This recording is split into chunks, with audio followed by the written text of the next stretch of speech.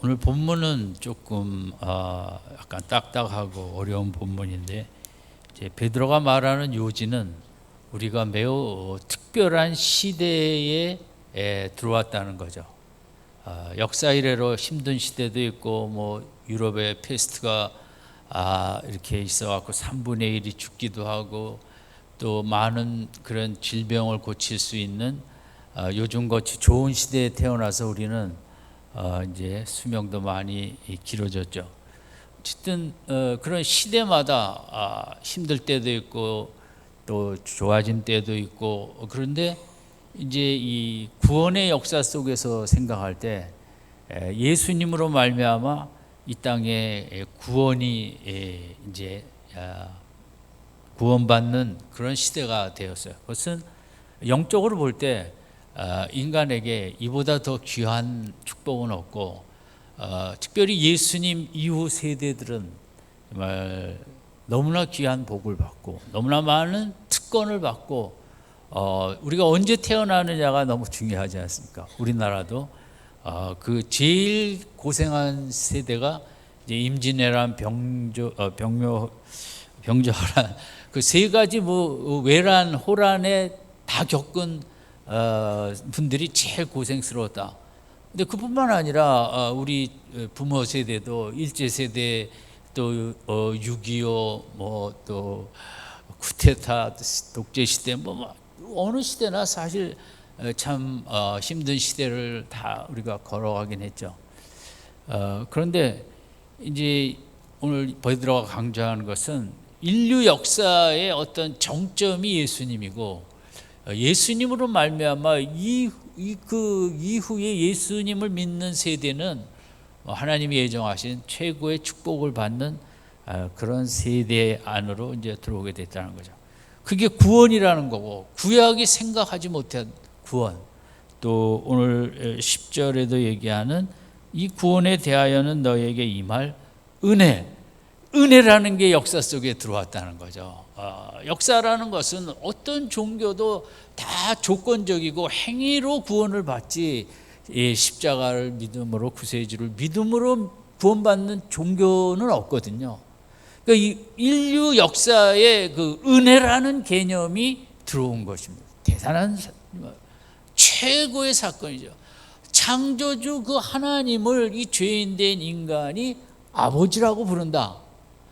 이 사건은 뭐 인류의 어떤 발명과 발견과 무엇과도 바꿀 수 없는 이 죄악 속에 뒹굴다 욕심으로 살다 가는 이런 연약한 인생들이 구원을 받고, 그 구원 안에서 창조주 하나님을 아버지라고 부른다. 저는 인류 역사의 가장 혁명적인 사건을 이 사건으로 봅니다. 인간이 하나님을 아버지라고 부르는 시대가 들어왔다는 거죠. 있을 수 없는 그런 엄청난 축복이죠. 베드로가 초대교회 핍박을 받는 성도들에게 우리가 받는 그 특권, 우리가 어떤 위대한 선택을 받았는지 그런 영적인 선택 의식을 갖고 이 어려움을 견뎌 이겨 나가야 된다. 내가 외적으로는 초라하고 핍박의 대상일지 모르지만 우리는 인류 역사의 그 구원이라는 엄청난 축복을 받았고, 우리는 어떤 인생도 생각하지 못한, 어떤 나라도 어떤 종교에도 있지 않는 은혜라는 것, 그것은 오직 믿음으로 예수 십자가에 내 죄를 대속하신 구세주로 믿는 믿음 하나로 엄청난 은혜를 받고 하늘의 충만한 축복을 받는 그런 새로운 시대가 도래했다는 거죠. 베드로의 감격은. 근데 저는 그 중에 신앙생활 하면서 하나님을 내가 어떻게 아버지라고 부를 수 있나, 내가 어떻게 이런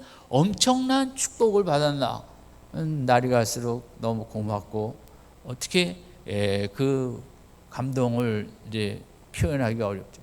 미국의 어떤 작은 마을에 한 소년이 아버지가 너무 술을 많이 먹고 때리고 엄마를 힘들게 하니까 엄마는 도망을 갔고, 이 소년이 자기도 집에서 너무 살기가 힘들어 이제 나도 죽어야겠다 하고 이제 그 지붕에 이렇게 남들이 다 볼 수 있는데 올라가서 나 죽겠다, 이런 인생은 내가 도무지 살 수가 없다. 어린 나이지만 너무 힘들었거든요.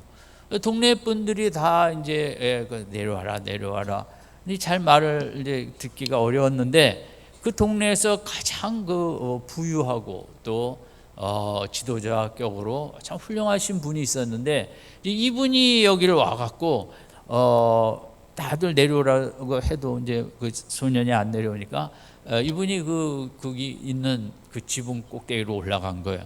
올라가서 결국 이 소년을 데리고 내려왔는데 그러면 어떻게 해서 데리고 나왔나? 이 분은 이 소년에게 이런 말을 했다고 합니다. 얘야, 걱정하지 마라. 내가 이제부터 네 아버지가 되어줄게. 이 한마디라는 것입니다. 이 소년이 듣기에도 이런 분이 정말 여러 가지로 훌륭한 분이 내 아버지가 되어준다니, 그래, 또 다시 이 집에 가서 살아보자. 저는 이 사건이 구원 사건이라고 생각합니다. 이게 은혜인 것입니다.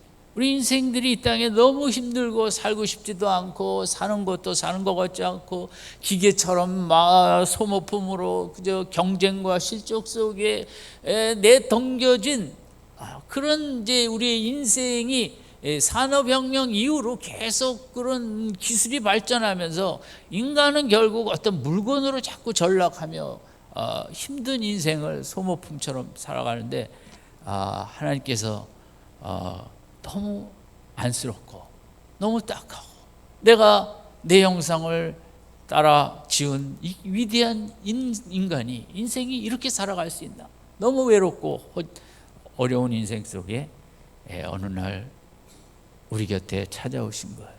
얘야, 힘들지? 얼마나 고생이 많니? 내가 이제 네 아버지가 되어줄게. 내가 가진 모든 건 너에게 주고 너의 영혼을 함께하고 이 땅에 있는 동안 내 영을 너에게 줘서 세상을 이기게 하고. 기독교는 생각하면 생각할수록 너무 우리 가슴을 정말 흔듭니다. 세상에 이런 소식이 어디 있는가? 우리의 고아 같은 우리를 불쌍히 여기사 찾아와서 내가 네 아버지가 되어줄게. 네 인생에 길이 없단다. 육신의 아버지가 해줄 수 없고 세상에 누구도 해줄 수 없는 이 아버지가 따뜻함과 미래와 모든 것을 다 책임지고 네 아버지로서 네 인생을 앞으로 책임지고 인도하겠다. 이것이 기독교거든요. 기독교는 무슨 선행을 통해서 우리가 이만큼 쌓아야 구원 얻는 것이 아니라 우리를 귀히 여기는 하나님을 아버지로 붙잡는 게 기독교고 아버지 주시는 은혜와 능력을 우리가 누리는 게 이제 기독교거든요. 날이 갈수록 이 기독교에서 이제 이런 구원이라는 단어, 여기 10절에도 은혜라는 단어, 이걸 깊이 깨달아가는 게 믿음 생활입니다. 우리가 처음 구원 얻었을 때도 은혜라는 게 귀하다. 근데 그게 이제 구원이라는 게 귀하다. 하지만 신앙생활 하면 할수록 나이가 들어가면 갈수록 그 구원이라는 게 얼마나 엄청난 것이고 이 은혜라는 말은 이게 인간이 해석할 수 없는 너무나 크고 큰 사랑과 축복이구나. 그래서 이제 은혜, 구원, 이것이 저희 경우도 작년과 다르고 올해는 더 은혜라는 단어가 제 마음을 흔들고 구원이라는 것이 몇 년 전하고 다르게 얼마나 엄청난 구원을 내가 받았나. 그런 이제 선택, 내가 이런 선택을 받았다니. 이 세상에 주는 선택은 기껏 학교 들어갈 때 하고 직장에서 선택하고 최고의 선택은 이제 부부간의 선택이겠지만 그런 걸 떠나서 내 인생의 영원성을 보장하는 하나님의 나를 향한 선택.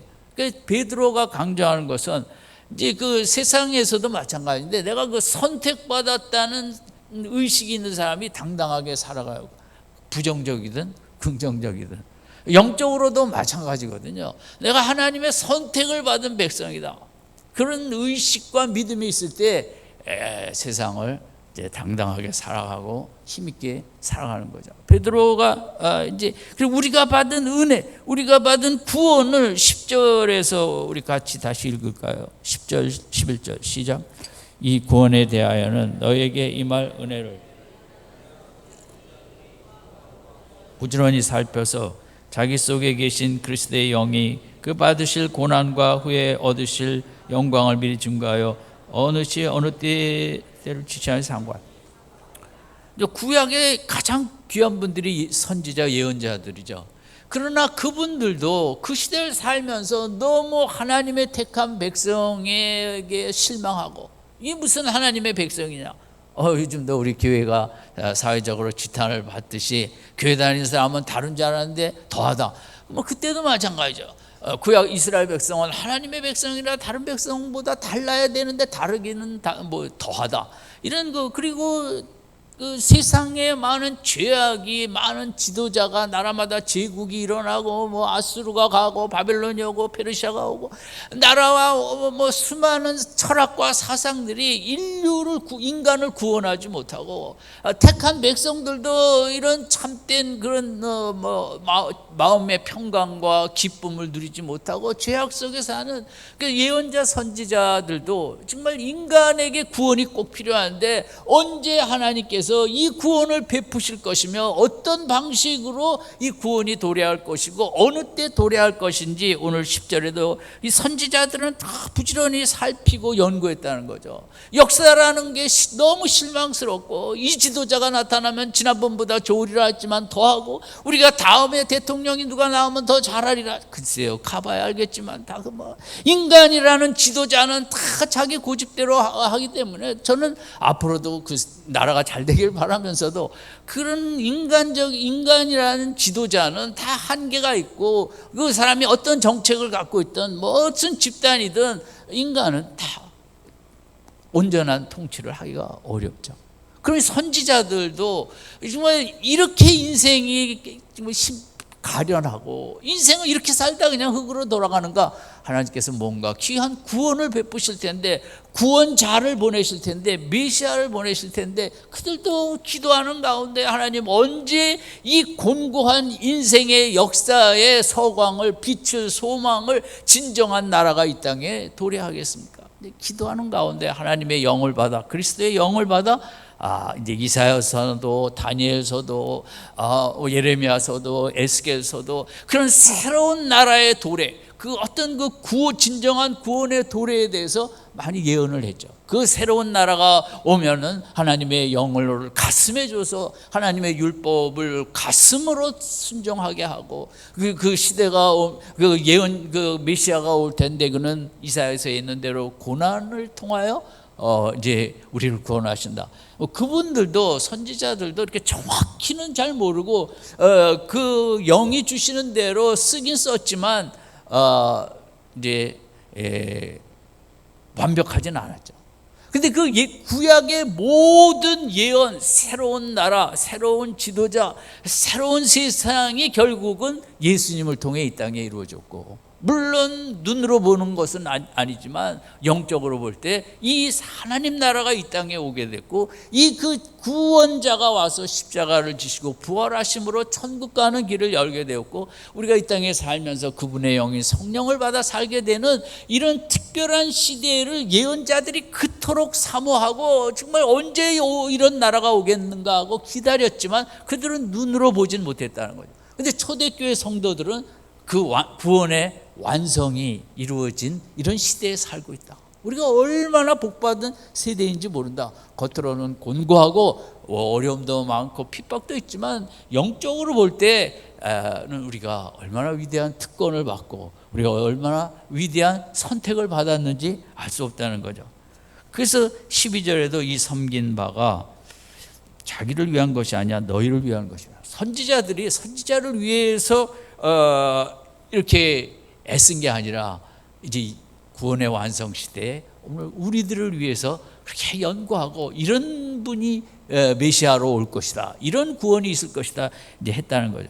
또 하나는 근데 이제 이 소식을 받고 12절 중반부에 하늘로부터 보내신 성령을 힘입어 복음을 전하는 자들로 이제 너희에게 고한 것이요. 성령을 받은 자들이 이 구원의 완성, 이 기쁨의 소식을 전했는데 너희도 이를 받았다는 거죠. 또 하나는 이 시대가 얼마나 위대한 시대냐 하면 마지막에 12절 마지막에 천사들도 살펴보기를 원했다. 심지어 천사들까지 이 구원의 역사가 하나님의 구원 계획이 어떤 식으로 이루어질까?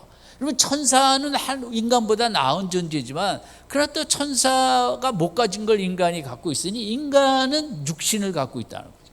물론 인간은 육신을 갖고 있기 때문에 죄를 지을 수도 있죠. 그러나 죄를 안 지을 수도 있습니다. 그래서 그 인간은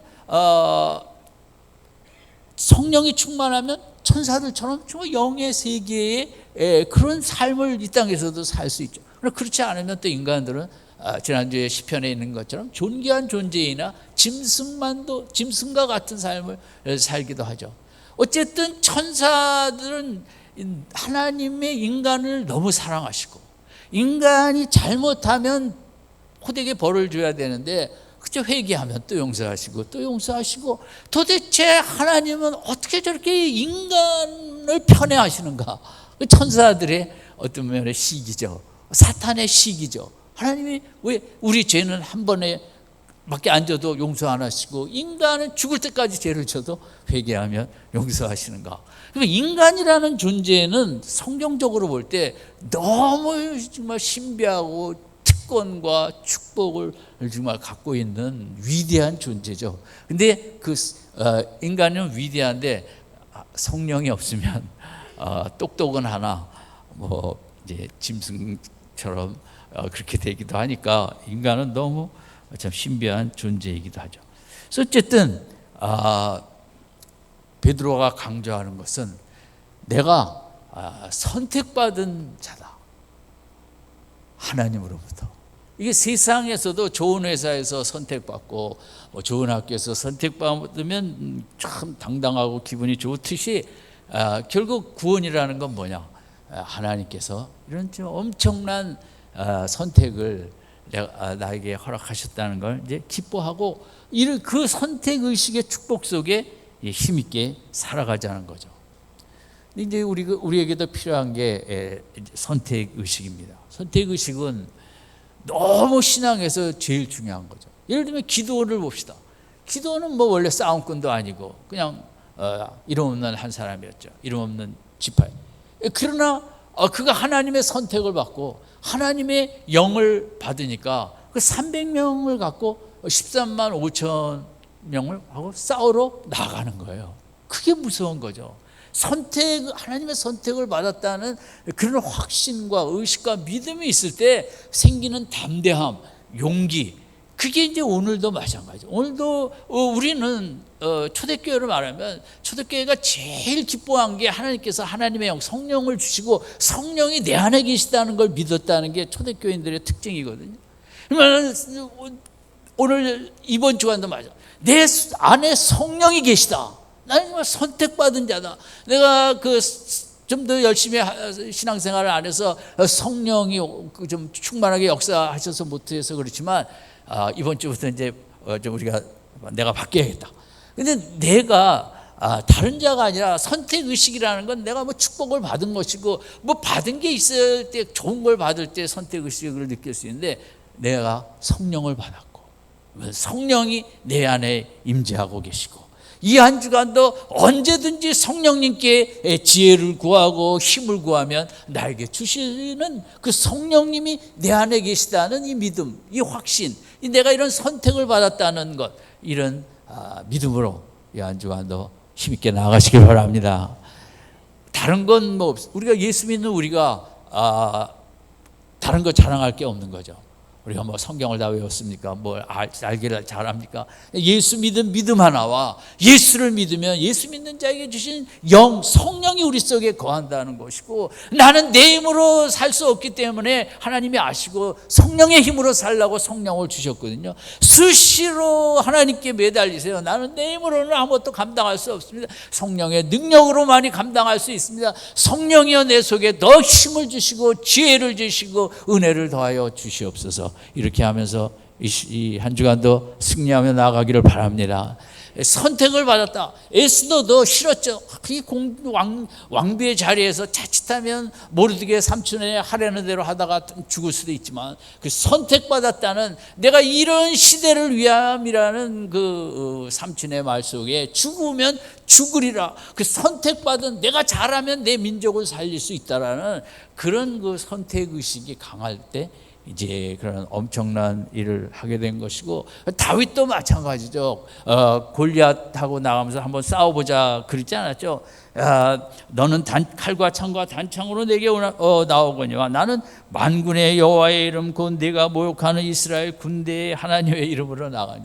하나님이 나와 함께하기 때문에 내가 나간다. 하나님의 이름을 모욕하는 자와 싸운다. 내가 선택받은 자라는 거죠. 하나님이 나와 함께한다. 이게 이제 선택받은 자의 가장 중요한 믿음의 확신이죠. 하나님은 내 편이라는 거죠. 시편 그 118편 6절에 이런 말씀이 있습니다. 여호와는 내 편이시라 내가 누구를 두려워하랴.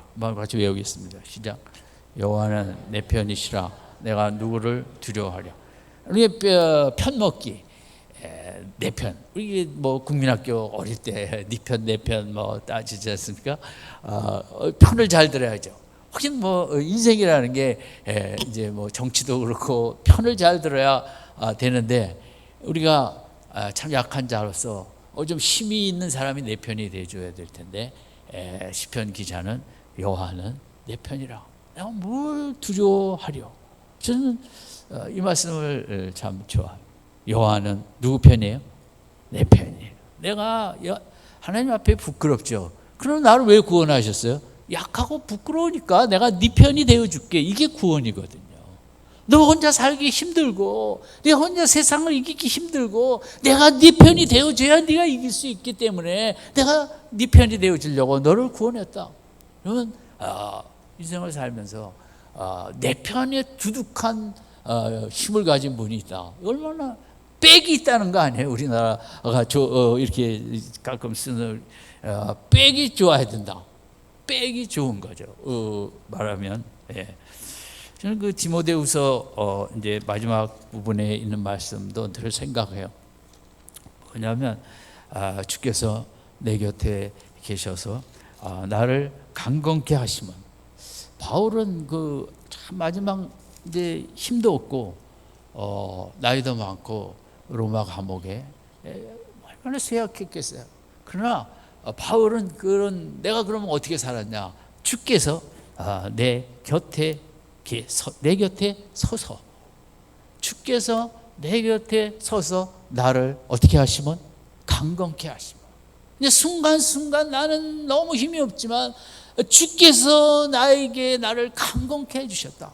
근데 그 마지막에도 이제 그 다음에 나로 말미암아 전도의 말씀이 온전히 전파되도록 이제 그게 붙는데, 어쨌든 우리를 왜 구원하셨나? 우리가 이걸 잊으시면 안 돼요. 구원받은 후에 우리가 부족하죠. 다 알아요. 하나님께서 구원받고 벌써 시간이 오래됐는데도 참 부끄럽죠. 하나님 아세요. 하나님을 더 그러기 때문에 인간은 할 수 없고 더 하나님 매달리라고, 그죠? 하나님을 기다리시는데 왜 그 하나님 우리를 포기하지 아니하시나? 인간이 인간의 힘으로 살아봐야 그 세상을 이길 수가 없습니다. 육신을 이길 수 없고 사탄을 이길 수 없어요. 자기를 이길 수 없어요. 그래서 하나님께서 구원은 뭐냐? 하나님이 내 곁에 서서 나를 강건케 해주셔서 내가 가정적, 사회적, 교회적 사명을 감당할 수 있도록 힘을 주시기 위해서 우리를 구원하신 거예요. 아멘. 아멘. 너무 약하네.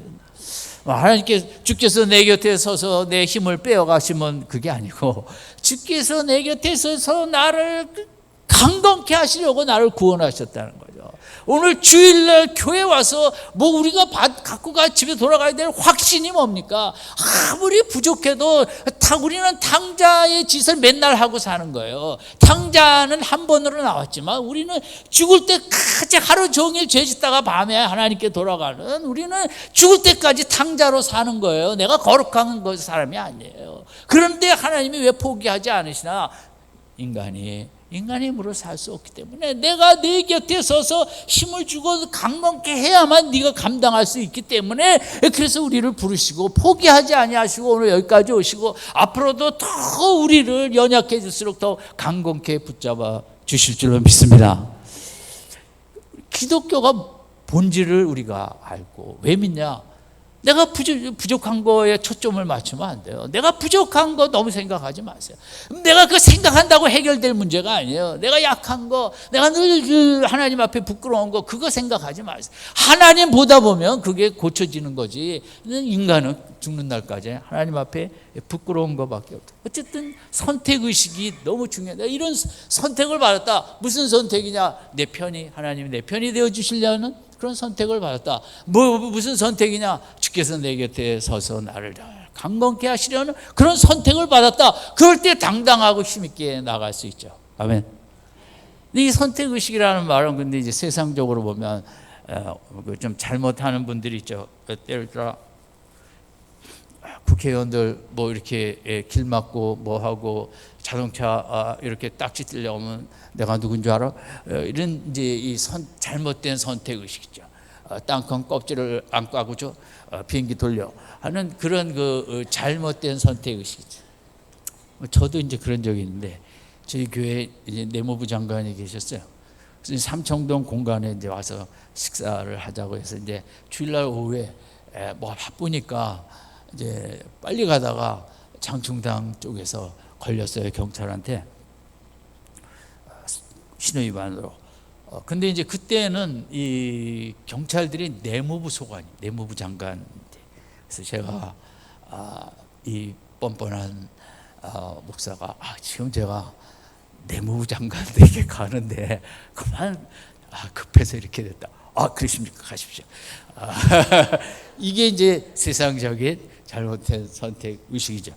어쨌든 우리가 아까 말한 선택 의식이 들어오면 정말 은혜를 받고 구원을 받다. 그럼 기도원이 된다는 거죠.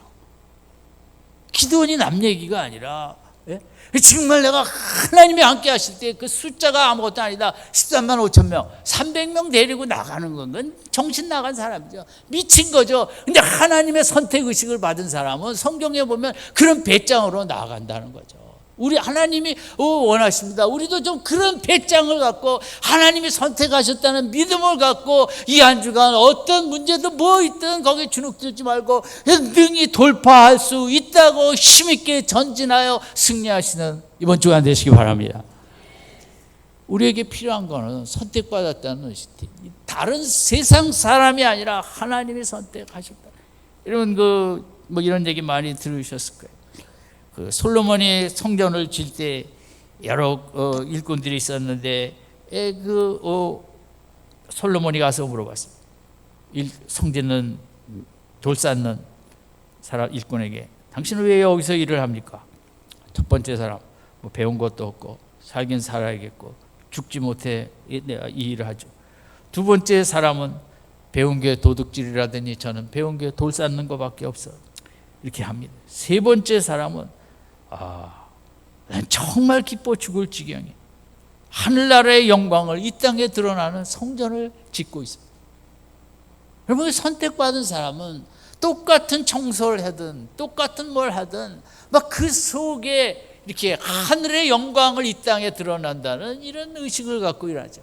여러분, 이 한 주간 회사에 가든 어디에 가든 나는 하나님의 대사로서 하나님의 영광을 이 땅에 드러내기 위하여 매표소에도 있고 또 고속도로 박스에도 있고 뭣도 하고 이런 선택의식을 갖고 나는 정말 하나님의 영광을 이 땅에 드러내기 위하여 이 일을 하고 있다는 자부심을 갖고 그런 선택의식을 갖고 힘써 나아가 승리하시기 바랍니다. 태어날 때부터 이 등이 굽은 이제 소녀가 있었어요. 이 소녀가 등이 굽었으니까 학교도 안 다녔고 또 동네에 나가서 아이들하고 놀지도 않고 그런데 17세의 나이에까지 그렇게 자랐다. 근데 어느 날 이제 이분이 성당을 간 모양이에요. 그날 성당에서 예배 끝난 다음에 각자 조용한 데 가갖고 좀 이렇게 묵상의 시간을 가지라고 10분 정도 한 모양이에요. 이제 다들 좋은 자리 나무 그늘 아래 갔는데 이분은 그냥 우물쭈물하다가 자리가 없어 쓰레기통 옆에 이제 이렇게 앉게 되는데, 앉는데 어떤 젊은 소년이 와갖고 쓰레기통을 막 뒤지는 거예요. 뭘 뒤지냐니까 쓰레기통에 그래도 깡통이든 뭐든 이런 걸 갖고 가면서 팔 수 있다. 팔아서 뭐하냐? 우리 할아버지가 지금 아픈데 그래도 조금이라도 약을 살 수 있다. 이 17살 난 이 등이 굽은 이 여성이, 인생이라는 게 쓰레기통 속에서도 뭐 이렇게 좋은 일을 할 수 있구나. 그걸 이제 깨닫게 된 거예요. 그런 깨달음이, 쓰레기도 쓸모가 있구나. 내 인생도 쓸모가 있겠구나. 일어섰다는 거죠. 이 아침에 우리는 세상적으로 이것도 못하고 저것도 못하고 막 이런 가짜 뉴스 같은 그런 거에 우리가 짓눌림을 당하며, 나는 대단한데도 그런 세상의 가치 평가 때문에 우리가 나를 좋게 여기지 못하고 이럴 수도 있거든요. 이 아침에 우리가 일어설 수 있는 길은 하나님께서 뭐 돈다발을 주시는 게 아니고 뭘 주시는 게 아니라, 하나님이 나를 그토록 사랑하시고 내 곁에 서서 떠나기를 원치 아니하시며 내 편이 되어 주셔서 나와 끝까지 힘든 세상길을 같이 걸어가기를 원하신다는, 하나님이 나를 선택했다는 그 선택 의식을 갖고 힘있게 일어서서 이 한 주간도 세상에 나가 승리하시기를 주님의 이름으로 축원드립니다. 베드로가 원하는 게 그거였죠. 대단하다. 우리가 구약의 예언이 완성된 시대에, 하늘의 은혜가 폭포수처럼 쏟아지는 시대에, 천사도 흠모하는 인생, 예언자들이 죽으라고 예언했던 것이 성취된 그 완성의 시대에 있는 나, 하나님의 은혜가 가득 구원의 선물을 받은 우리가 이런 믿음만이 초대교회도 이제 그 어려움을 이겨나갈 수 있다는 베드로의 믿음이었습니다. 아무쪼록 오늘 본문에 나타난 이 귀한 축복을 받은 선택받은 자로 하나님께 감사하고 믿음으로 승리하시는 우리의 남은 생애 되시기를 주님의 이름으로 축원드립니다. 기도하겠습니다.